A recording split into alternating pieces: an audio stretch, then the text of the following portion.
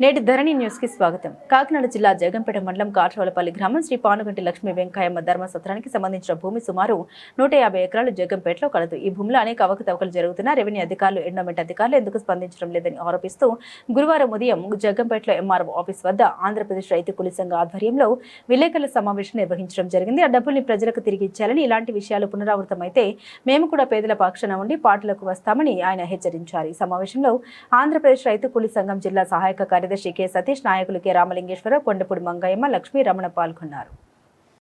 రాష్ట్ర ప్రధాన కార్యదర్శి కర్ణాకుల వీరంజన్ మాట్లాడుతున్నాను. కాకినాడ జిల్లా జగంపేట మండలం రామవరానికి సంబంధించినటువంటి పొనిగంటి లక్ష్మీ వెంకయ్యమ్మ సత్రంకు సంబంధించి మొన్న ప్రెస్ మీట్ పెట్టాం. ప్రెస్ మీట్ పెట్టిన తర్వాత ఎంఆర్ఓ గారు కానీ ఈఓ, ఎండోమెంట్ ఈఓ కానీ చలనం లేదు. నేను ఎందుకంటానంటే వారి పట్ల ఆయన 2015లో 25 ఎకరాలు ఎండోమెంట్ భూమి అని హైకోర్టు తీర్పిచ్చింది. హైకోర్టు తీర్పిచ్చిన తర్వాత 2015 నుంచి ప్రజల దగ్గర అందాజు ఒక 100 ఎకరం భూమి దగ్గర మొత్తం ప్రజల దగ్గర పందిరి ఆనంద్ అనే వ్యక్తి పన్నులు వసూలు చేస్తున్నాడు. ఎండోమెంట్ పేరుతో లక్షలాది రూపాయలు వసూలు చేస్తూ ఉన్నాడు. కానీ అక్కడ పన్ను కట్టేది 75,000. 75,000 25 ఎకరాలు, అందులో పందిరి ఆనంద్ పేరు కూడా 5 ఎకరాలు ఉంది. అతనితో పాటు ఇంకో నలుగురికి 25 ఎకరాలు మాత్రమే ఎండోమెంట్కి వారు పన్ను చెల్లిస్తున్నారు. అది కూడా ప్రజల దగ్గర వదిలి చేసే లక్షలాది రూపాయలు కాదు, ఓన్లీ 75,000. ఎండోమెంట్ కట్టాలని సుమారు అందాజు 100 ఎకరం పైనే ప్రజల దగ్గర 300 మంది దగ్గర, పీడిత వర్గాల దగ్గర, పీడిత తాడిత వర్గాల దగ్గర వాళ్ళ రక్తం పిండి, వాళ్ళ ముక్కు పిండి వసూలు చేస్తూ ఉన్న పక్షాన్ని మేము పోరాడడానికే ఈ ప్రజాస్వామికవాదులతో ప్రెస్ మీట్ పెట్టాము. పూర్తి స్థాయి ఎవిడెన్స్ మా దగ్గర ఉందండి, రికార్డెడ్గా ఉందండి. పూర్తి స్థాయిలో ఉందండి. దాదాపు లేదంటే మా దగ్గర ఆయన సెల్లకి కొంత డబ్బు కొట్టారు, మిగతా డబ్బు ఆయన ఆ భూమి దగ్గర టవర్ ఉంటే ఆ టవర్ దగ్గరకు వసూలు చేసుకుంటూ ఉన్నాడు. ప్రజలు ఒకప్పుడు ఆ పోరాటంలో మేము భాగస్వామ్యం అయిన వాళ్ళమే. ఇక్కడ మంగయ్యక్క నేను 4 కేసులు 5 కేసుల్లో ఉన్నాం. ఆ కేసులు కొట్టేసిన తర్వాత ఎంఈ ప్రసాద్ దగ్గరికి వెళ్ళారు వాళ్ళు. పెద్దోడని, నేను చిన్నోడని రాలేదు. అంతే తప్ప భూమితో మాకు అనువైన బంధం ఉంది. ఈ అక్క కూడా 10 ఏళ్ళు చేసింది. ఆ భూమి చేస్తే భూములను తీసేశారు చాలామందిని. ఆ ఎవిడెన్స్తోనే మేము ఈ ప్రెస్ మీట్ పెట్టాం. 100% ఎవిడెన్స్ ఉంది మా దగ్గర. ఎవిడెన్స్ లేకపోతే మేము ప్రజాస్వామ్యవాదులతో ప్రెస్ మీట్ పెట్టినప్పుడు నేను వసూలు చేయలేదనే వ్యక్తి మరి ప్రెస్ మీట్ పెట్టుకుని ఎందుకు రాలేదు ఇప్పటి వరకు? మేము ప్రజాస్వామ్యవాదులతో ప్రెస్ మీట్ పెట్టాం, డబ్బులు వసూలు చేసినట్టు.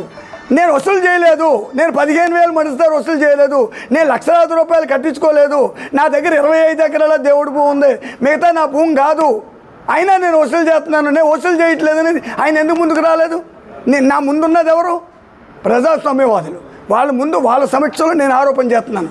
ప్రత్యారోపణ చేయాలి. ఎంఆర్ఓ గారికి రెస్పాన్సిబిలిటీ లేదా? ఈఓకి రెస్పాన్సిబిలిటీ లేదా?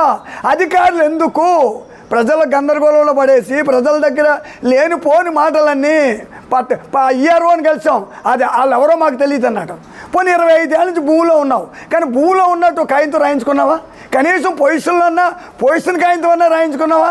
అది రాయించుకోలేదు. ప్రజల దగ్గర వాళ్ళ ముక్కు పిండి వసూలు చేస్తున్నటువంటి డబ్బులు నువ్వు తక్షణమే ప్రజల పరం చెయ్యాలి. లేకుంటే మేము కూడా వచ్చే సంవత్సరం పంట అయిపోతే మేము కూడా పాటల్లో పాల్గొంటాం.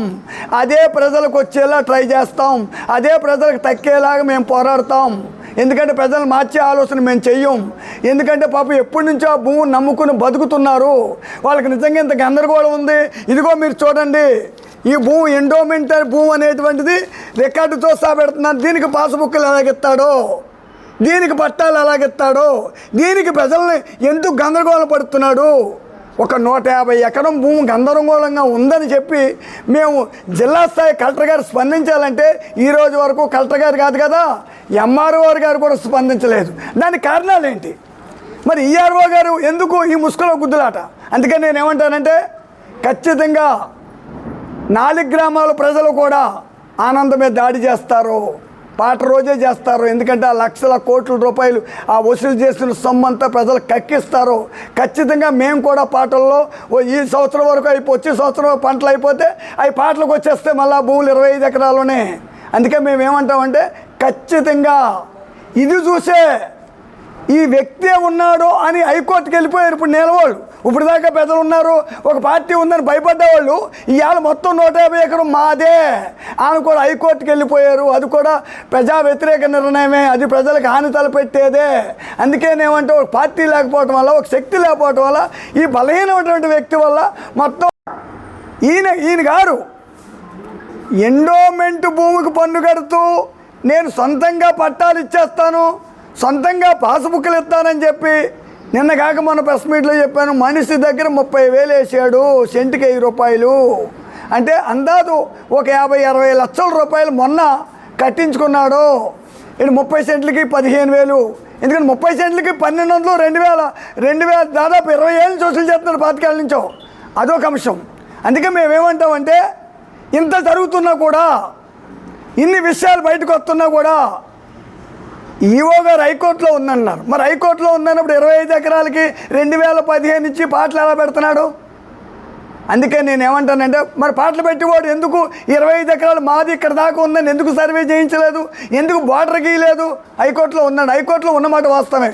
మరి ఈ లక్షలాది రూపాయలు వసూలు జరుగుతూ ఉంటే కోట్లాది రూపాయలు ఒక వ్యక్తి, ఎందుకంటే ఆ వ్యక్తి పందిరానంద్ అనే వ్యక్తి ఒక 3 దళారులను పెట్టుకుని వసూలు చేస్తూ ఉన్నాడు.